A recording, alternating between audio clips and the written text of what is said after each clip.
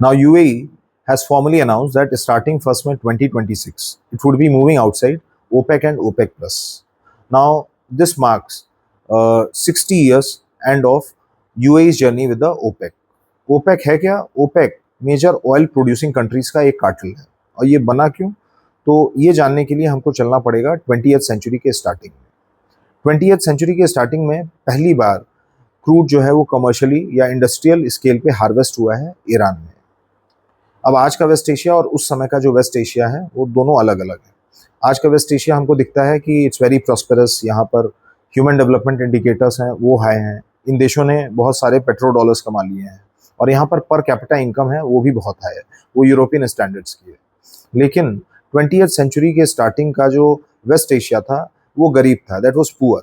यहाँ की जो कंट्रीज़ हैं वो लीस्ट डेवलप्ड कंट्रीज़ में से आती थी। तो यहाँ पर क्रूड तो निकल आया, लेकिन इन कंट्रीज़ के पास इतना कैपिटल नहीं था, इतनी इंजीनियरिंग नहीं थी, इतने एक्सपर्टीज़ नहीं थे कि वो खुद से कमर्शियली एक्सट्रैक्ट कर पाएँ यहाँ के अपने डोमेस्टिक क्रूड को। तो ये डोमेस्टिक क्रूड जो है वो एक्सट्रैक्ट करने कौन आया? उसको एक्सट्रैक्ट करने आया वेस्टर्न कंपनीज, वेस्टर्न कंट्रीज़, जैसे ब्रिटिश पेट्रोलियम हो गई, यूएस हो गए, यूके हो गए। यहाँ की जो बड़ी बड़ी कंपनीज हैं वो इस रीजन में मूव करते हैं और यहाँ पे क्रूड को कमर्शियली एक्सट्रैक्ट करना शुरू करते हैं। 50s आते आते यहाँ के जो देश हैं, वेस्ट एशिया के देश हैं, उनको ये रियलाइज़ होता है कि रिसोर्सेज हमारे, क्रूड हमारा, लेकिन हमारे प्रॉफिट का जो एक मेजर चंक है वो ये वेस्टर्न कंपनीज और वेस्टर्न कंट्रीज़ लेके जा रहे हैं।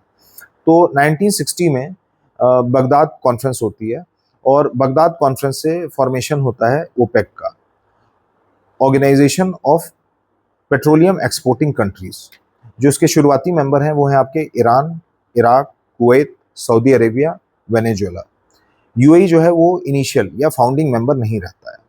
ओपेक का काम क्या रहता है? ओपेक का ऑब्जेक्टिव ये रहता है कि एक तो ये वेस्टर्न कंट्रीज और जो इनकी बड़ी कंपनीज हैं जैसे ब्रिटिश पेट्रोलियम, इनकी जो मोनोपोली बन गई है, इनकी जो हेजेमनी हो गई है हमारे रिसोर्सेज पे और ग्लोबल क्रूड सप्लाई पे, उसको तोड़ा जाए और ये जो कंट्रोल है वो खुद पे लिया जाए।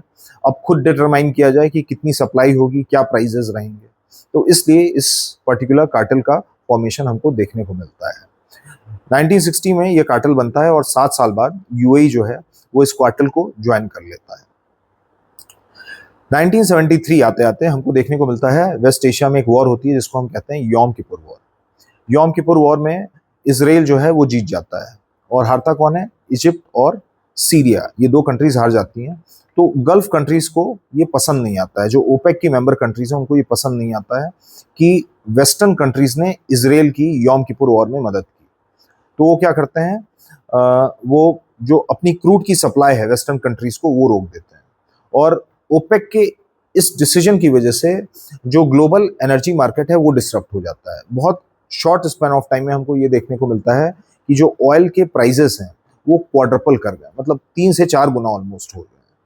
तो 1973 में इस पर्टिकुलर कार्टेल की इम्पोर्टेंस है वो नज़र आती है, ग्लोबल स्केल पे जो इसका इम्पैक्ट है वो फील होता है। इसके बाद से हमको ये देखने को मिलता है कि ये पर्टिकुलर कार्टेल जो है वो बहुत तेज़ी से जो ग्लोबल क्रूड सप्लाईज हैं और जो प्राइजेस हैं उसको कंट्रोल कर रहा है। और वो कंट्रोल कैसे करता है? तो उसके पास कुछ सप्लाई मैनेजमेंट टूल्स रहते हैं। सप्लाई मैनेजमेंट टूल्स में जो एक मेजर टूल है इनके पास वो है कोटा सिस्टम या एक कैप फिक्स करना। कोटा सिस्टम क्या? ओपेक अपने मेंबर कंट्रीज को मैंडेट करता है कि आप एक सर्टेन लेवल के ऊपर क्रूड पर डे सप्लाई नहीं कर सकते हैं। भले किसी मेंबर कंट्री की कैपेसिटी जो है वो 5 मिलियन बैरल्स पर डे की हो, लेकिन अगर उस पर कैप लग जा रहा है कि आप 3.5 मिलियन बैरल पर डे से ज़्यादा सप्लाई नहीं कर सकते हैं, तो these member countries are obliged to do so. Idea क्या है ओपेक का कि जो सप्लाई है उसको रेस्ट्रिक्ट करके रखा जाए जिससे अच्छे प्राइजेस मिल सकें क्रूड के। तो this is how they have managed the supplies and the prices of the crude in the global market. लेकिन सन 2000 के बाद, पोस्ट 2000, हमको ये देखने को मिलता है कि कई ऑल्टरनेट लोकेशंस भी आ रही हैं जहाँ से क्रूड निकल रहा है, जैसे लैटिन अमेरिका हो गया या अफ्रीका हो गया। यहाँ के कुछ नेशंस हैं वो भी क्रूड प्रोड्यूस करना शुरू कर रहे हैं। 2010 के बाद हमको ये देखने को मिलता है अमेरिका में शेल की चर्चा बहुत तेजी से शुरू हो जाती है और यहाँ पर एक एक्सट्रैक्शन भी हमको देखने को मिलता है। तो इससे क्या है, एक ओपेक कंट्रीज में एक नर्वसनेस आ जाती है कि शेल की वजह से, अमेरिकी शेल की वजह से जो सप्लाई है ग्लोबल मार्केट में वो बढ़ जाएगी, जिसकी वजह से जो प्राइजेस हैं वो कम हो जाएंगे। तो ओपेक क्या करती है, एक नई बॉडी बनाती है ओपेक प्लस, और इसमें कुछ नॉन ओपेक कंट्रीज को भी शामिल कर लिया जाता है। तो ओपेक की 12 कंट्रीज जो मेंबर कंट्रीज थी, जिसमें यूएई भी हुआ करता था, और 10 नई कंट्रीज जिसमें रशिया वगैरह भी हैं, इनको इंक्लूड कर लिया जा रहा है। तो अब एक नई बॉडी बन गई ओपेक प्लस, जिसमें ओपेक के पुराने मेंबर्स तो हैं ही हैं, 10 और नए मेंबर्स इसमें ऐड हो जा रहे हैं, जिसमें रशिया भी है। और अब क्या है, अब ये एक तरीके से कार्टेल बना के काम करना शुरू कर देते हैं। और इनके पास जो सबसे पोटेंट टूल है, जैसा हमने डिस्कस किया, वो है आपका कोटा सिस्टम या एक पर्टिकुलर कैप लगा देना। अब क्या कारण है जिसकी वजह से, what are the reasons because of which UAE has moved outside this particular cartel, that is OPEC. तो इसका एक मेजर कारण है कि UAE was somehow feeling suffocating कि हम पे एक आर्टिफिशियल कोटा है वो इम्पोज किया जा रहा है ओपेक द्वारा। 2020 में भी बात हो रही थी कि यूएई जो है वो इस कार्टेल से बाहर हो सकता है, लेकिन उस समय कुछ नहीं हुआ था। लेकिन फाइनली हमने देखा वो इस कार्टेल से बाहर हो चुका है। तो मेजर रीज़न यही कहा जा रहा है कि UAE was of the view कि ये जो कोटा सिस्टम है ये बहुत रेस्ट्रिक्टिव है।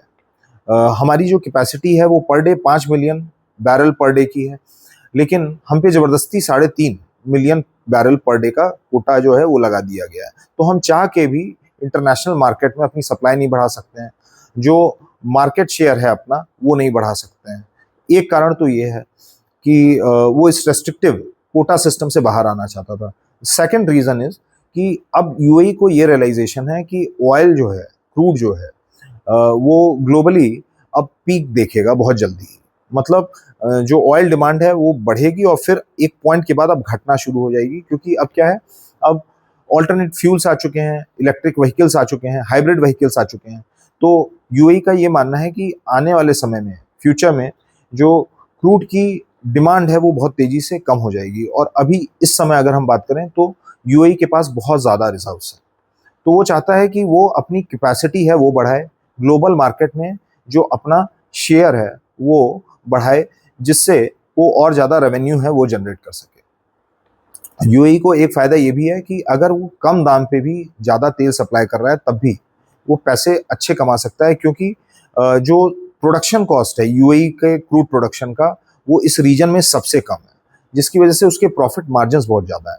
तो वो यही चाहता है कि वो इस प्रॉफिट मार्जिन को मटेरियलाइज करें और साथ ही साथ ये जो ग्लोबल पीक आने वाली है डिमांड की, उसके पहले जो अपने रिजर्व्स हैं उसको ठीक तरीके से एक्सप्लॉइट कर ले। तो ये दो मेजर रीजंस हैं जिसकी वजह से यूएई जो है वो इस पर्टिकुलर ओपेक से बाहर हो चुका है। अब यूएई के इस कार्टेल से बाहर होने के क्या कुछ इम्पैक्ट पड़ेंगे, तो सबसे पहली बात, UAE is one of the major oil producing countries of the world, और इसका कार्टेल से बाहर निकल जाना कार्टेल को वीक कर देगा, क्योंकि अब यूएई का जो क्रूड है, क्रूड की जो सप्लाई है, उस पे ओपेक कार्टेल का कंट्रोल नहीं रह जाएगा। तो इसकी वजह से जो ये कार्टेल है उसका जो हेफ्ट था, जो उसकी लेवरेज हुआ करती थी ग्लोबल ऑयल सप्लाई पे और जो प्रोडक्शन है या प्राइसेस हैं, वो कहीं ना कहीं कम हो जाएगी। दूसरी चीज़ ये है कि इसकी वजह से हमको एक डोमिनो इफेक्ट भी देखने को मिल सकता है। जो रियलाइजेशन यूएई को हुई कि जो ग्लोबल डिमांड है क्रूड की वो कहीं ना कहीं पीक करने वाली है, यही रियलाइजेशन और भी कंट्रीज़ को हो सकती है। तो हमको देखने को मिल सकता है कि भविष्य में, फ्यूचर में, और भी कंट्रीज ओपेक और ओपेक प्लस को छोड़ें, क्योंकि ऐसा नहीं है कि यूएई जो है it's a first country to leave the OPEC या ओपेक प्लस। पास्ट में भी हमने देखा कि इक्वाडोर है, इंडोनेशिया है, वो इस पर्टिकुलर कार्टेल को छोड़ चुके हैं। तो अभी हमको देखने को मिल रहा है वेस्ट एशिया में एक क्राइसिस है, और क्राइसिस की वजह से हमने देखा कि स्ट्रेट ऑफ हॉर्मुज है उसको चोक कर दिया गया है, जिसकी वजह से ये जो देश हैं, ओपेक के जो मेंबर कंट्रीज हैं, वो चाह के भी जो अपना क्रूड है वो इंटरनेशनल मार्केट में सप्लाई नहीं कर पा रहे हैं। तो एक बार जब सिचुएशन नॉर्मल होगी, जब नॉर्मलसी आएगी, तो इन देशों की कोशिश यही रहेगी, क्योंकि इन्हें भी पैसे कमाना है, तो इनकी कोशिश यही रहेगी कि जो सप्लाईज हैं वो बढ़ाएं, 4 पैसे कमाएं। और उसके बाद ये क्या करेंगे कि जब एक्सेस सप्लाई हो जाएगी तो वहाँ से ये सप्लाई को रेस्ट्रिक्ट करना शुरू करेंगे। लेकिन मीडियम टू लॉन्ग टर्म हमको देखने को मिल सकता है कि जो चीज़ यूएई ने सोची और भी मेंबर कंट्रीज जो हैं वो ऐसा सोच सकती हैं। तो एक चीज़ तो श्योर है कि मार्केट शेयर जो है यूएई का आने वाले भविष्य में बढ़ने वाला है, और जो एक सप्लाई शॉक लगा था वॉर की वजह से क्रूड सेक्टर में वो कहीं ना कहीं कम होगा।